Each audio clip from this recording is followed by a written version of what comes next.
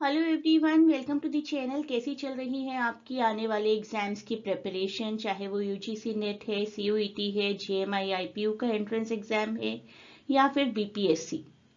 ये mock test series जो कि काफ़ी सालों से कंटिन्यूड है और आगे भी कंटिन्यू रहेगी, आपके बहुत ही काम आएगी। आज का वीडियो कवर करने के बाद we will have covered 340 questions. इस सीरीज को कवर करते करते काफी ह्यूज क्वेश्चन बैंक प्रिपेयर हो चुका है आपके लिए। डिटेल में आंसर्स प्रोवाइड किए हैं मैंने हर वीडियो में। तो शुरुआत से अगर आप इस सीरीज को कवर करें तो अपने बहुत से कॉम्पिटिटिव एग्जाम्स को क्रैक कर पाएंगे। JMI IPU PGCUET entrance exams के लिए क्रैश कोर्स चल रहे हैं। If you want to join you can.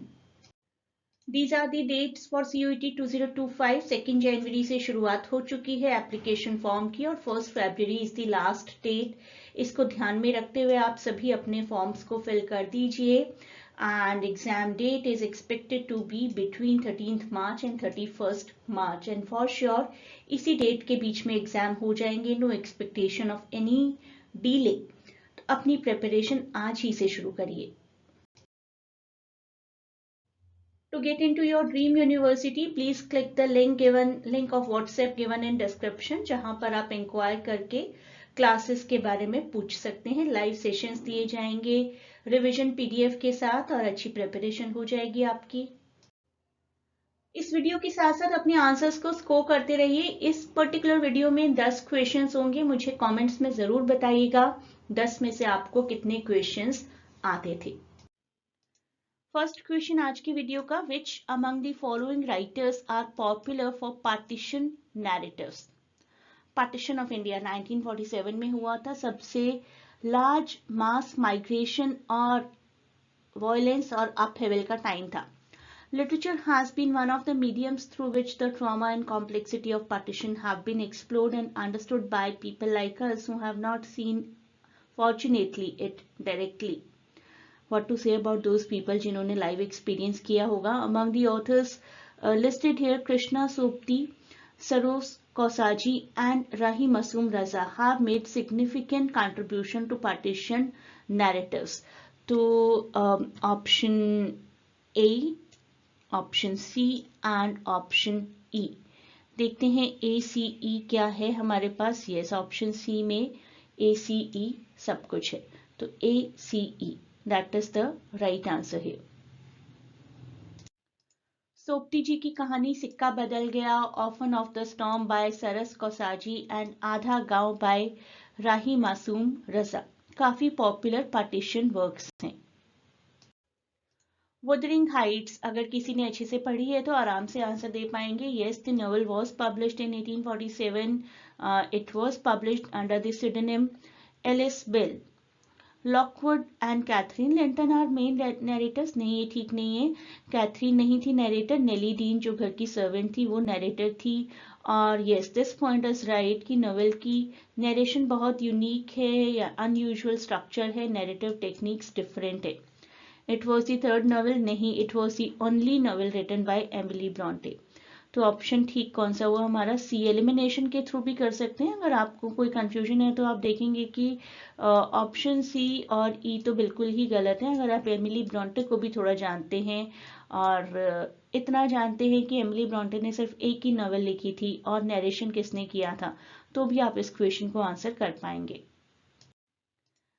इनमें से क्या पीबी शेले ने कंपोज नहीं किया है? And the right answer is when we two parted. When We Two Parted is a poem by Lord Byron, not P.B. Shelley, and it is a very great poetic contribution basically by him. P.B. Shelley तो बहुत ही prominent writer रही ही हैं romantic moment के, साथ ही साथ Lord Byron भी रहे हैं। To Wordsworth, Mutability, Hymn to Intellectual Beauty, and many more works of Shelley reflect his philosophical and political beliefs. In contrast, Lord Byron की When We Two Parted, that is the exploration of personal loss and pain of separation. Next question, which of the following characteristics of She Stoops to Conquer is not correct? It is endowed with an ingenious and lively plot. Plot तो बहुत ही lively है और एक even Hindi movie भी based है इसी play पर। आप लोग ढूंढ कर मुझे बताइए कौन सी मूवी है। वेरी प्लॉट अच्छा है, the movie is not that good. Utpal Dutt और फारूक शेख ने काम किया है। It does not cast excellent characters, तो ये तो नहीं है, कैरेक्टर्स भी बहुत ही अच्छे थे। Vivacious and delightful style and lacks the grossness of restoration, ये भी ठीक है। आई सी की ऑप्शन बी है जो सही नहीं है। काफी सेलिब्रेटेड वर्क ऑफ कॉमेडी है that has been lauded for the ingenious plot, vivacious style and memorable characters. And option B हमारा कहता है कि एक्सीलेंट कैरेक्टर्स नहीं है। नहीं, ऐसी बात नहीं है, बहुत ही अच्छे कैरेक्टर्स हैं इसमें। Next question, which of the following is true about Samuel Beckett's Waiting for Godot? It illustrates vanity of humankind. Is true देखना, not true नहीं देखना। तो एक एक पॉइंट देखते चलते हैं। क्या सबसे अच्छा लगेगा वो पॉइंट्स हम देखेंगे। And it has uncompromising views on humanitarian communism. तो आई डोंट थिंक कि कम्युनिज्म जैसी कोई बात हुई थी, तो यहाँ तो हम बिल्कुल ही नो कर देते हैं। It projects self deception, striving to disguise failure, नहीं है, सभी कुछ नहीं था। It is a static representation without structure और डेवलपमेंट। हाँ, ये पॉइंट तो बहुत अच्छे से था कि बड़ा ही एग्जिस्टेंशलिस्ट प्ले था, तो कोई डेवलपमेंट नहीं होती है पूरे प्ले में। Its incoherent dialogue suggests despair of society, ये पॉइंट भी बिल्कुल ठीक है।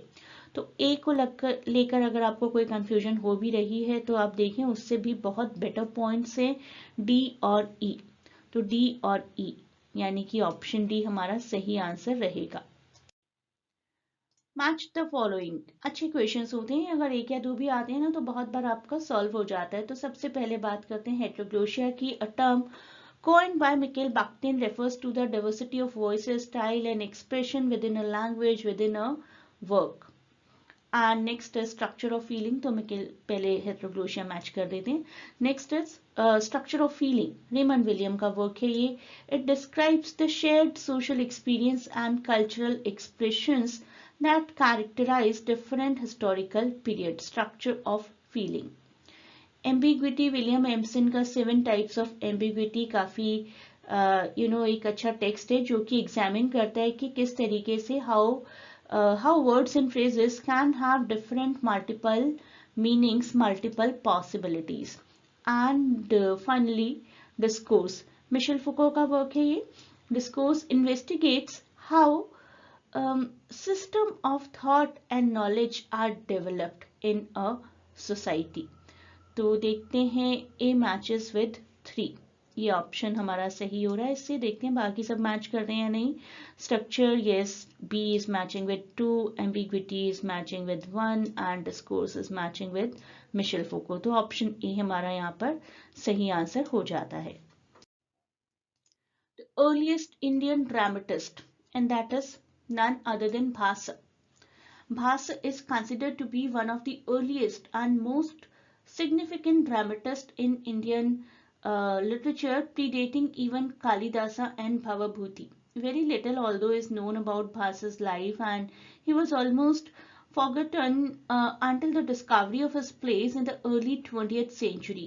उनके works काफी significant हैं, pioneering वर्क है संस्कृत कॉम्पोजिशन में, और महाभारत और रामायण की थीम उनके वर्क्स में हमें नजर आती है।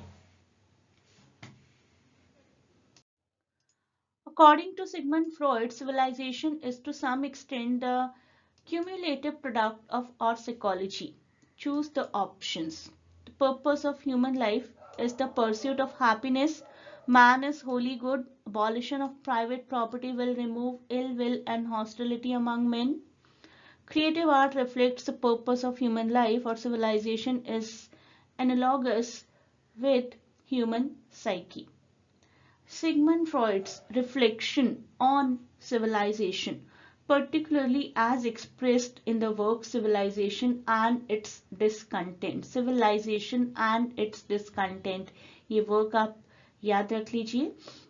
This resolves the idea that the purpose of human life, as seen through the lens of psychoanalytic theory, I'll say, is indeed the pursuit of happiness, though the pursuit is often thwarted by the demands and restrictions of civilization. Freud argued that creative art, along with other cultural activities, serve as the means for individuals to channel and express their desires and frustration. तो yes, human beings को happiness की भी तलाश होती है और creative art हमारी life में एक मीनिंग प्रोवाइड करती हैं. राइट, तो ये 2 पॉइंट्स तो सही हो गए, ए एंड डी. अब देखते हैं ए एंड डी के साथ और क्या मैच करता है. स्ट्रक्चर, लाइफ का जो भी स्ट्रक्चर है, डेवलपमेंट है, जो भी ह्यूमन साइकोलॉजी की structure of authority and repression and it's mechanisms for managing desire and aggression, ये हमेशा चलता रहता है हमारी लाइफ में कि हम स्केप्टिकल हो जाते हैं कुछ व्यू पॉइंट्स को लेकर. Freud was skeptical of the notion that man is wholly good or that the abolition of private property alone could eliminate human conflict. तो ये 2 पॉइंट्स तो जो थे जिनमें कुछ ज्यादा बिलीफ नहीं था सिगमंड फ्रॉइड का कि मैन इज होली गुड. नहीं, मैन के बहुत सारे शेड्स होते हैं और अबॉलिशन ऑफ प्राइवेट प्रॉपर्टी से सब लोग सुधर जाएंगे और एक दूसरे के अगेंस्ट एनिमिटी नहीं रखेंगे. So this was something not supported much by Sigmund Freud. Civilization is analogous with human psyche. इस वजह से ये पॉइंट सही प्रूव हो जाता है. तो Freud posited that civilization is deeply intertwined with the human psychology, और जिस तरीके से civilization develop हुई है that mirrors की humans एक तरीके से बहुत कॉम्प्लेक्स हैं. तो ये है वो किताब 1930 में पब्लिश हुई थी बाय सिगमंड फ्रॉइड. अब हमें मैच करना है कुछ टर्म्स को. Hyperbole, metonymy, synecdoche and periphrases. Hyperbole is the figure of speech that involves an intentional exaggeration. बहुत बढ़ा चढ़ाकर कोई बात की गई होती है. Hyperbole matches with folk. And next is metonymy. Metonymy refers to the figure of speech in which a thing or concept is referred to by the name or something else, kind of a symbolism की तरह. जैसे हम कहते हैं कि pen is mightier than the sword, right? Writers को pen represent करता है, warriors को sword. तो metonymy will match with referring to something by the name or something else. Synecdoche is the rhetorical device where a part of something is used to refer to the whole part or vice versa. तो यहाँ पर हमारा match होगा option 3 के साथ. Synecdoche with 3 example, लड़की का हाथ मांगना शादी के लिए Synecdoche है. And periphrases, a roundabout or indirect manner of speaking or something, और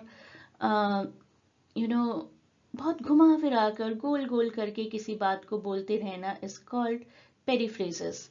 तो हमारा सही आंसर यहाँ पर रहेगा ऑप्शन डी. इन चारों का एक एक एग्जाम्पल देख लीजिए. Hyperbole, I am so hungry I could eat a horse. कितनी बढ़ा चढ़ाकर हंगर दिखाई गई है. Metonymy, white house announced a new policy. White house ने नहीं, कुछ लोगों ने की होगी. All hands on deck. Deck पर हर कोई प्रेजेंट चाहिए, ना सिर्फ उनके हाथ. And periphrases, the big bright candle in the sky, और मतलब है sun. And the last question of the day, Pride and Prejudice by Jane Austen, Wuthering Heights, Jane Eyre, Frankenstein. इन सब में से कौन सी बुक सबसे पहले पब्लिश हुई थी? And the right answer is option A. Pride and Prejudice 1813, Frankenstein उसके बाद आती है 1818, then it is Jane Eyre by Charlotte Bronte 1847, और Wuthering Heights भी 1847. Right answer is option A. ये सभी हैं वो कोर्सेज जिसके लिए आप मेरी क्लासेस ज्वाइन कर सकते हैं. CUET के लिए JMI, IPU और किसी भी यूनिवर्सिटी का मास्टर्स इंग्लिश एंट्रेंस क्रैक हो जाएगा अगर आप मेरा प्रोग्राम ज्वाइन करते हैं. UGC नेट के लिए भी ज्वाइन कर सकते हैं, JPSC के लिए भी ज्वाइन कर सकते हैं, JSSC के लिए और बहुत से और IGNOU कोर्सेज के लिए. I do provide PDFs and even live sessions. आप क्वेरी कर सकते हैं लिटरेचर के यूपीएससी एग्जाम के लिए भी आप क्वेरी कर सकते हैं। इन सबकी ऑनलाइन क्लासेस मैं प्रोवाइड करती हूँ। This is the WhatsApp number जहां पर कॉन्टैक्ट करके आप क्वेरी कर सकते हैं, and you may also contact on this Telegram link. CUET PG exam आने ही वाला है। देखिए, देखते ही देखते 13 मार्च आ जाएगा and you do not know कि आपका पर्टिकुलर सब्जेक्ट का एग्जाम किस दिन होगा। इंग्लिश लिटरेचर कर रहे हैं तो आप ज्वाइन करिए मुझे, और आपकी प्रिपरेशन बहुत अच्छी हो जाएगी, that I can assure you, अगर आप डेडिकेटेडली वो सभी टास्क कंप्लीट करते हैं जो कि मैं आपको प्रोवाइड करती जाऊंगी।